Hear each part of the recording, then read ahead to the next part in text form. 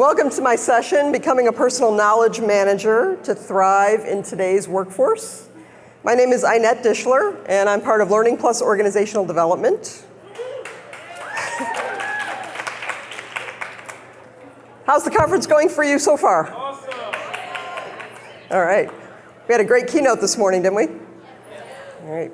So I hope you really take Linda's words seriously and manage your own day to get the most out of this experience that you can for what you need it to be for you.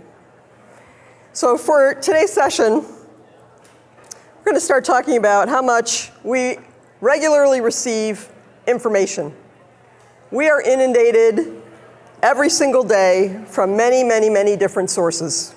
We get tweets, we get emails, we get Facebook posts, we get presentations to watch, we get newsletters to read online and in the mail.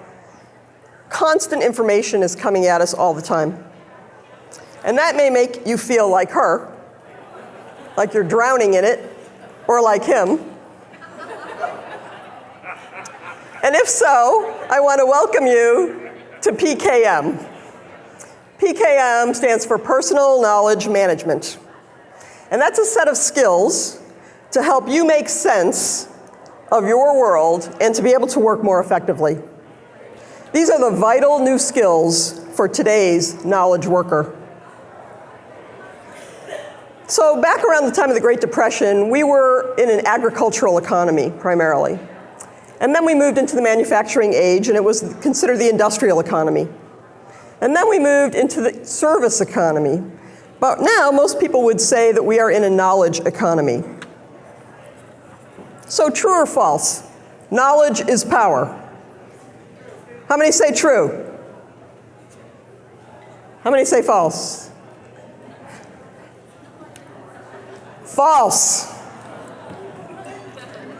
In the social age, knowledge itself is no longer power. Because today, you need to be able to synthesize meaning from multiple sources. You need to add value. You need to reinvent yourself regularly. You need to be a person who affects change all around you. And you need to be generous with your time and your expertise. And those things are the things that make you influential. And influence is power. So smart workers today keep up to date with their industry and their field, keep up to date with what's happening in higher education, acquire new knowledge and skills on a continual basis, share knowledge and experiences with others, find solutions to their own performance problems and improve their own productivity, and are responsible for their own growth and learning. So how do you do this? There's a model called Seek, Sense, and Share. And these are the skills that make up PKM. First, for Seek, this is about finding out the things that are useful to you and keeping up to date. And it's about using a variety of sources for the information that comes to you. You have to learn how to cut out the crap. Ernest Hemingway, a long time ago, said, "Every man should have an automatic crap detector inside him." So I'll expand that to include women as well. But then in the sensing part of this model, you have all this information that you've been seeking out or that's been coming to you, and now you need to be able to make sense out of it. So you need to reflect. This is something that we don't take enough time to do. When you are having a learning experience for yourself, when you read something, when you go to a training class, when you go to a conference, any time that you're having a new experience, you need to make time to reflect, to mine that experience for what is it out of that you can actually use. What is useful to you? How can you put it into practice? How do you sift out what was valuable and what isn't? And then the third skill is the sharing piece. And this is about exchanging resources, ideas, and experiences with your network. The key in networking now is reciprocity. This isn't just about going out to find out what people can do for you. It's also about what do you have to offer and give back. So let's look at each of these in a little more detail. The key question in seeking knowledge is, what do I want to learn? What are you curious about? When you know what you want to learn, then you can start asking questions. You can ask other people what they know about that. You can do targeted, focused research to find answers about that thing. You can listen to people who know about it in talks, in presentations, on TED Talks, for instance. You can read about it, and you can observe people doing the thing that you're interested in learning more about. Maria Popova is a very influential blogger, and she has a site called brainpickings.org. And she says, I really believe that our own curiosity is our greatest and most powerful tool for personal growth. So again, I ask, what are you curious about? So just take a moment and talk to the person in front of you or behind you and tell them what you're interested in, what you're curious about. Share that with each other and give each other any immediate thoughts you might have on how they can learn about that thing. Just take a minute, talk to your neighbor. How many of you got something useful out of that brief conversation? Almost everybody. It's that simple. When you know what you're curious about, what you want to know about, what you want to learn, you never know who around you might have a great lead for you, a great tip, or know something actually about it that they can share with you. So just put it out there. Now, in sensing knowledge, the key question is, what is the value and meaning of this? So again, do that reflection piece that I mentioned. There are three key questions for reflection. What, so what, and now what? When you learn something, first reflect on what is it that I actually learned, or what is it that I just experienced? What's the content of what I just learned? And then the so what is, what good is that? What difference does it make? How can I use it? What's the value in it? And then you have to ask yourself the now what question. What am I going to do with it? How do I make this work for me? Okay. So a good reflection exercise for you to get into practice of doing for yourself with any learning experience is to ask those three questions. What, so what, now what? But also to make sense of something, you can walk around it, see it from different perspectives. You can try and work out a problem for yourself. You can do an experiment. You can compare something to other things. You can try to visualize it. You can evaluate. And then you can put things into practice and see what happens. Now, for sharing knowledge, the key question is, what can I offer? One way that you can put things back out to your network and the people around you is to teach. Teach them what you know. We all have things that we know that we've done for years in our jobs or we've built up an expertise around. We can teach others, and that is a great way to deepen your own knowledge of something. To publish and post. You can write blogs. You can retweet or repost something that you find of value that might be of value to somebody else. You can join discussion forums. You can join a community of practice. How many of you know what a community of practice is? Okay, only a few of you. So a community of practice is a self-organized community that is focused on a particular interest area that people have and want to learn from each other about. Now, we have a number of communities of practice on our campus, like CAN, the Cal Assessment Network, or BPOG, the Business Process Analysis Working Group, or BFN, the Berkeley Facilitators Network. There's a whole long list of communities of practice. And those are a great way to not only build your network, but also to learn about whatever that topic area is. You can collaborate with others using tools like Google Docs and wikis. You can put presentations on SlideShare. Anybody familiar with SlideShare? Okay, SlideShare is an open forum that you can post presentations on basically anything. So if you want to find a presentation about something, you just go to slideshare.net and search for it. And somebody is likely to have posted some presentation about it. You can do photo sharing on Instagram or Pinterest. We have people already sharing photos from today on our guidebook app. And then you can use resource aggregators like Diigo, Hootsuite, Evernote, Delicious. These are social bookmarking sites that help you do bookmarking of articles that you find, for instance, online, that you want to remember where they were. You don't want to print everything out and have stacks of paper, and then what do you do with that? So you can collect things in your own online library. You can make tags for them, and you can share them with other people. So how do you learn? How many of you are on groups in LinkedIn? How many of you watch instructional videos on YouTube? How many of you ask colleagues when you have a work question? How many of you read professional blog posts? A lot of you. How many of you use a content sharing site like Diigo or Evernote? Not so many. How many of you use Google Docs or other collaboration tools? All right. How many of you write blog posts? A few of you, okay. How many of you have group conversations on Google Hangouts or Yammer or BlueJeans? Huh? How many of you look at or post presentations on SlideShare? Huh? How many of you subscribe to professional newsletters?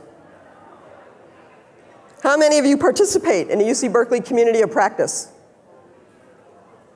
How many of you email articles or post to others that you think would be interested in them? How many of you tweet? How many of you repost or retweet? So you can tweet out today's conference using hashtag CalNow14, and during the day, tweet out what you're learning. So everybody who's on Twitter, you can see it on our guidebook app. We have Twitter set up on there. Share what you're learning with everybody else. All of those methods that I just named are forms of social learning. And social learning is the way that most people learn today, including at work. Social learning is people who are connecting, conversing, collaborating, and learning from and with one another on a daily basis at work. Networking today equals learning. And your enthusiasm and energy for learning will make or break your network. So individuals today are using social tools to learn the new, to keep up with their industry and profession, to find solutions to their own performance problems, to share what they find, learn, create, and know with one another. And teams and groups are using social tools for knowledge sharing and collaboration.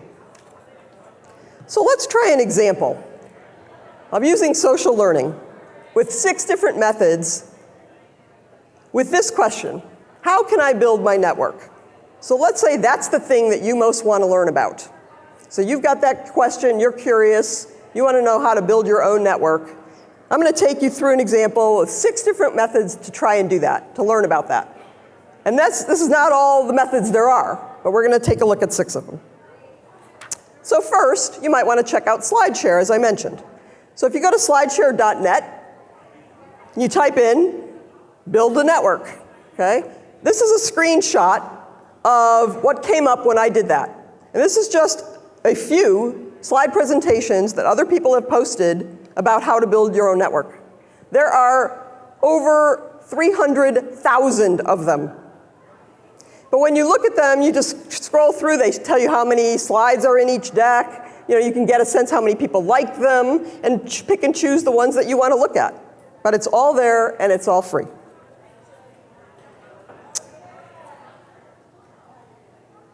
You can watch a video like this. So I found that just by going to YouTube and searching for how do I build my network. And there was that video, among many others. Another method is you can go to your own LinkedIn groups. So I happen to belong to a group that's the National Career Development Association.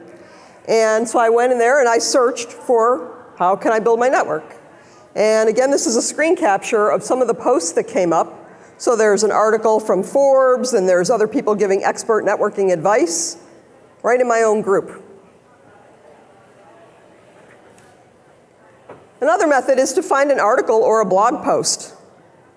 So I searched Google for articles on this topic and found this one, that this is a portion of it again, just a screen capture, from Harold Jarkey. And Harold Jarkey is one of the foremost thought leaders on PKM. So he has a great article about that I just happened to find on Google. I mentioned communities of practice earlier. This is another way that you can build your network. That's what communities of practice are all about. Networking for the purpose of learning together. This is a screenshot of the web page. So if you go to the UC Berkeley homepage and search for staff organizations, and then all the communities of practice are listed under staff organizations. And you can see there's a long list of many of them that we have, and I'm sure something in that list would interest you or be relevant to the work that you do. If you haven't checked it out, then go to one of the meetings. Now the sixth method is to ask your neighbor. So go ahead, ask your neighbor. What would they recommend you do to build your network? What's worked for them? So is that useful? Who here learned a really great tip? Who here learned a really great tip that you're willing to share with the rest of us? Shout one out. Yes. Start your own staff group. Great. Give me another one. Yes, please. Because I'm not really that tech savvy, but really getting out there and the tweets and the blogs and SlideShare. I'm going to go back to work. All right, she's going to go back to work and check out SlideShare. Excellent. Give me one more. Who learned a great tip? Work on a committee. Work on a committee. Okay, fantastic. So thank you for that. Now we're going to take a look at what it means to have a network specifically for the purpose of learning. Your PLN. So now I'm going to have you map your personal learning network. So you have this handout. Everybody should have one. And the top of the handout looks like these 4 color boxes. And what I'm going to have you do is write at least 5 names in every square on this box. So, for instance, in the bottom green box, that is for the professionals in your network that are internal to our organization. So within UC Berkeley or within your department, however you want to think about that, what internal means to you, who are your professional go-to people? And then the blue box is for also internal, but who are more of your personal go-to people? Who do you like to go to lunch with? Who do you go commiserate with? Those people that you've built relationships with here. Above that, the orangish box is for those personal people that are your go-to people outside of UC Berkeley, that you most go to with questions or when you need information about something. And then the purple box is those professional people that you go to outside of UC Berkeley. So I want you to come up with at least 5 names in each of those boxes. And then, on the bottom, the next part of this is to take those names and in the corresponding color block to just put tick marks in the columns if those people are the same as you or different from you in those categories that are listed. Are they the same age as you? Are they the same in the same field as you? So just a tick mark, same or different for each of those people. So you're going to get a sense of your network. So first think of who those people are, write down the names, and then do the bottom part with those same names. Just go ahead and take some time to do that. Okay, so you can take more time on this later, and you can keep adding names, and you can even add other categories. That was just a sampling of categories to give you a sense of this. But what you want to do is make some observations about your network. Overall, how similar are the people in your network to you? Are you exposed to different points of view and perspectives? Does your thinking get challenged or expanded? Is your network broad? Is it deep? So now turn to somebody you haven't talked to yet and have a conversation with them about your insights into your network. How might you want to expand your network? What are the gaps that you have in your own network? Share your insights. Okay. Make sure that you're introducing yourself to the people that you're talking with. Okay, thank you.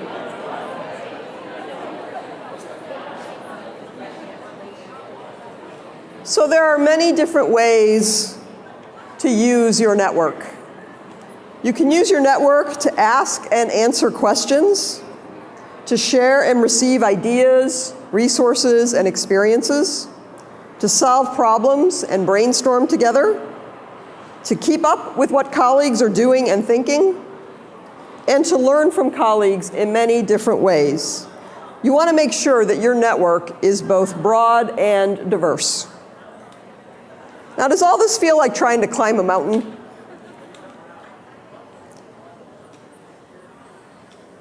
Well, when you're trying to climb a mountain, you need to start with a focus. What's your key objective? So when you're clear about what it is that you're committing to do, what are you trying to learn, then commit to achieving that goal. And then you need to have the right combination of relationships. So those are who are the best people to help you on your way. And information. What are the essential facts or data or information that you need for this journey? And then technology. What is the right equipment and tools that you need to succeed? Now, you may find gaps along the way, but as you fill them and with the right combination of all these elements, you can reach your personal knowledge summit. And there are many, many resources to help you. There are resources that help you expand your thinking, like blogs and TED Talks and Flipboard. There are resources that help you curate content, like LinkedIn groups and Diigo and Evernote. There are resources that help you educate yourself, like MOOCs. Who's heard of a MOOC? Okay, everybody working here should have heard of a MOOC. What does MOOC stand for? See, everybody knows the term MOOCs, but nobody really knows what a MOOC is. A MOOC is a massive open online course. And this is like the hot new thing in higher education. So this is a way, there are MOOCs available through hundreds and hundreds of universities all over the world on every subject you can think of for free. Who's ever taken a MOOC? All right, great, a few of you have.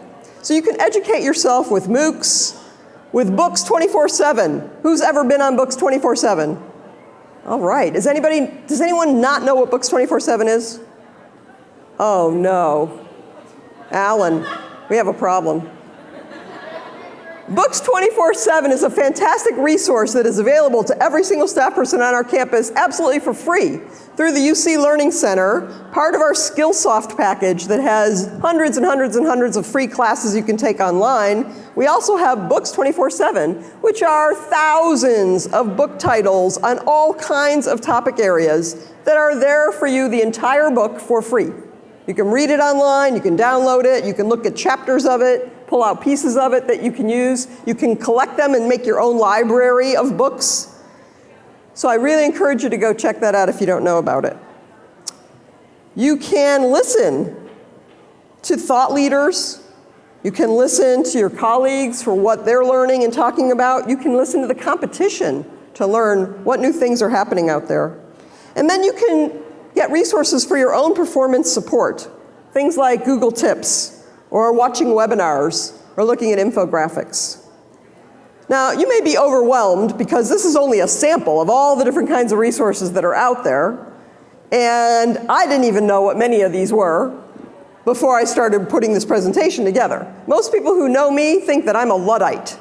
when it comes to technology and tools. I am never the first one out there. I'm lagging behind somewhere. But even I have a Twitter account. And I've been tweeting about this conference. So if I can do it, you can do it.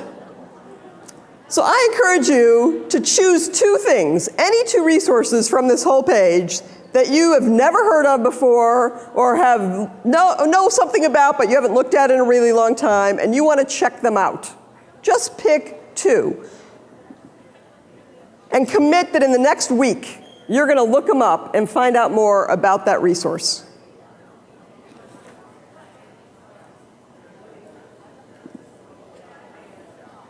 Everybody got two? You got a commitment? All right. Because this is your brain on knowledge. So what I want you to do now is reflect on what we've talked about in this session with the 3 key reflection questions that I asked you to think about and to use. What? So what? Now what? Get in a conversation with somebody near you about what have you learned today, what difference does it make for you in your life, and what are you going to do about it? Take a few minutes and talk with a neighbor about that. What? So what? Now what? So if you have been intrigued by or inspired by this presentation, then I want to invite you to join me for an information session on starting a social learning community of practice. Because I know that I am just a few steps ahead of many of you, and I'm sure I'm a few steps behind others of you in what I know about social learning, and I'd like to keep this conversation going. I'd like to turn this into a conversation. So if you would be interested in joining me on July 15th from 3 o'clock to 4:30 in University Hall, room 24, I hope it's standing room only, and we pack the room, because if we have enough interest, then we can make this a formal new community of practice. My goals for that are to explore social learning technologies and resources together, to build a network of social learners, to share tips and tools, to share knowledge and experiences with each other, to help take responsibility for your own learning, and to advance approaches to collaborative work. So please come on the 15th if you can. If you can't, but you're interested, send me an email and let me know. So if I know we have people that want to do this, then I'll keep it going and we'll formalize this as a new community of practice. So whatever tools you use and whatever ways you seek, sense, and share, I want to wish you luck and have fun learning. Thank you.